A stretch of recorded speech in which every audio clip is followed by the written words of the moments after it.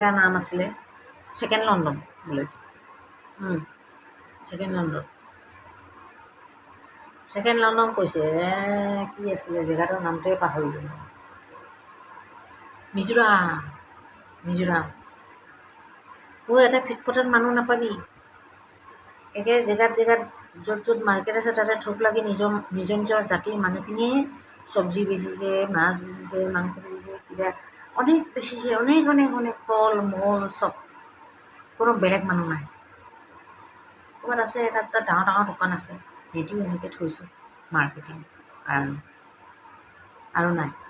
এই আমাৰ আকৌ কি ফুটপাথ জেগাডোখৰ যদি ঘৰখনৰ ভিতৰত চকী টেবুলত বহিবলৈ ৰুম এটা নালাগে জানো?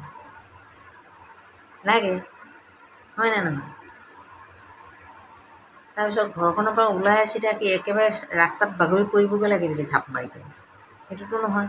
বাৰাণ্ডাখনটো লাগে, চোতালখন লাগে। ঠিক তেনেকৈ ডাঙৰ মাৰ্কেটৰ সন্মুখত ফুটপাথত চোতালত সৰু সুৰা দোকানবোৰ, তাত কোনোবাই চানাই, কোনোবাই বিস্কুটেই বেচিলে না, কোনোবাই বেচিলে না, কোনোবাই তামোল বেচিলে না, কোনোবাই কিবাই বেচিলে না, যিয়ে বেচক, পানীয়ে বেচক, যিয়ে বেচক, চব্জিয়ে বেচক, ফল মূল আনি বেচক, তামোল পানেই বেচক, তেতিয়াহে সেইখিনি জেগাডোখৰত পালে নহয় 20জন মানে দোকানীয়ে, আমাৰ অসমৰ গৰীবসকলে বা বেপাৰীসকলে, তেতিয়াহে নক'বলৈ কথাটো সেইটোৱে ভুল নুবুজিব দেই কোনেও, বেলেগ ফালে লৈ নাযাব আকৌ কোনোবাই। এই ভয়ে লাগে ক'বলৈ। আমাৰ কিবা ৰিপৰ্টাৰ এইবিলাক নিউজলৈ বিলাক ক'ৰবালৈ লৈ যায় নহয়, সেইকাৰণে ভাল কথাও নকওঁ নহয়, বেয়া কথাও নকওঁৱে যাম। কোনোবা ফালে লৈ যাব নহয়, সেইটো ভয় লাগে। কেলেনো মাজত পৰিম বুলি কিনে। এতিয়া নিজৰ অসমখন যদি জুই জ্বলি থাকে, শুই থাকোঁ ন কেনেকৈ? সেইকাৰণে ক'বলৈ মন গৈছে, মনৰ কথাখিনি ক'লোঁ। এইটো ভাৱনা নকৰে কেলেনো, এইটোৱেনো কিবা এটা আলোচনা কৰকচোন, এনেকুৱা এটা কথা মানে শুনালোঁ আৰু। পাৰে যদি সেনেকুৱা এটা কৰিব লাগে, শুনালোহে মই কথাটো। মই অসমৰ ৰাইজলৈ এইখিনিকে অনুৰোধ কৰাৰ নিচিনা হ'ল আৰু মই, বেলেগ একো নাই। কিমান মানুহবোৰ গোট খাইছে, চিঞৰিছে, বাকৰিছে, মাৰি কোনোবাতো মাৰিছে, কোনোবা ৰিপৰ্টাৰবোৰক মাৰিছে নে, কোনোবা কিবা হেৰিবোৰক মাৰিছেনে, ঢেৰ আৰু মই ইমান অন্তৰ্গত ল'ব পৰা নাই, মোৰ মাথাই গৰম হৈ গৈছে এইবিলাক শুনি কিনে, দেখি কিনে, চাই। সেইটো কাৰণে মই ক'লোঁ, জয় শ্ৰীৰাম, জয় শ্ৰীৰাম। নমস্কাৰ দিলোঁ আমাৰ অসমৰ চব ৰাইজক, উজনিৰ পৰা নামনিলৈ, নামনিৰ পৰা উজনিলৈ, চবকে একেবাৰে উত্তৰে দক্ষিণে পূবে পশ্চিমে চবকে নমস্কাৰ দিছোঁ। কিবা এটা ভাবি চিন্তি কথাটো কৰিলেই হ'ল।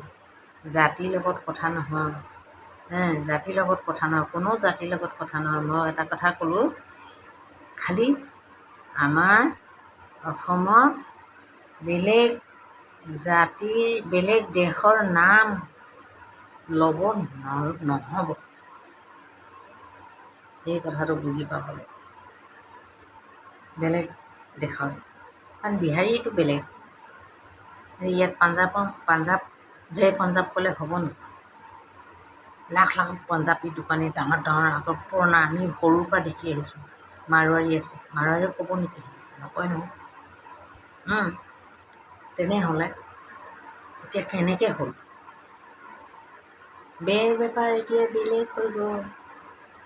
এই মাজতে এটা ভিডিঅ' দিছিলোঁ মই, চকা আহিলে ঝাৰু মাৰিবলৈ কাৰণে ঝাৰু বনাই আছোঁ বুলি কৈছিল নহয় এটা ডাইলগ। ঠিক তেনেকৈ ধৰণৰ কথাটোৱে হয়েই। নুবুজিব মই কোৱা কথাখিনি, মই খালি ক'লোঁহে, জাষ্ট মই ক'লোঁ, শুনিলেই হ'ল। মানুহজনী ক'লে দেই বুলি ক'লোঁ, মনৰ কথাখিনি ক'লোঁ আৰু।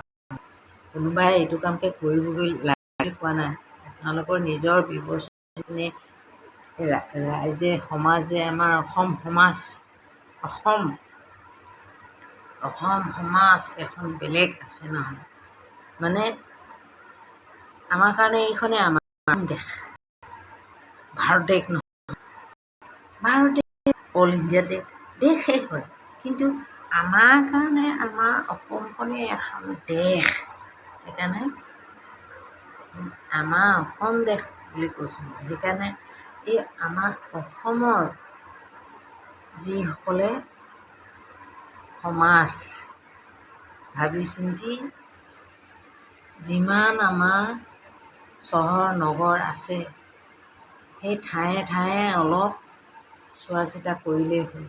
তেতিয়াহে আমাৰ দুখীয়াসকলে কৰ্মকাৰীসকল এই বেপাৰ বজাৰ চবে কৰিছে আজিকালি খেতি, অকল খেতিয়ে নকৰে নহয়, ফল মূল চব্জি সকলোৱে কৰি আছে। কিন্তু সিহঁতক ঠকামি নিচিনা কৰি নেজানে কি কৰিবি আৰু। আমাৰ অসমৰ মানুহখিনিয়ে এনেকুৱা চিধা বাই মিধা, আমি সেনেকুৱা চিধা ভাই মিধা। ঠিক সেনেকৈ সেইকাৰণে চব্জিখিনি সিহঁতে 2 টকাত লৈ আনি 12 টকাত বেচে। বুজি পাইছেনে কথাটো?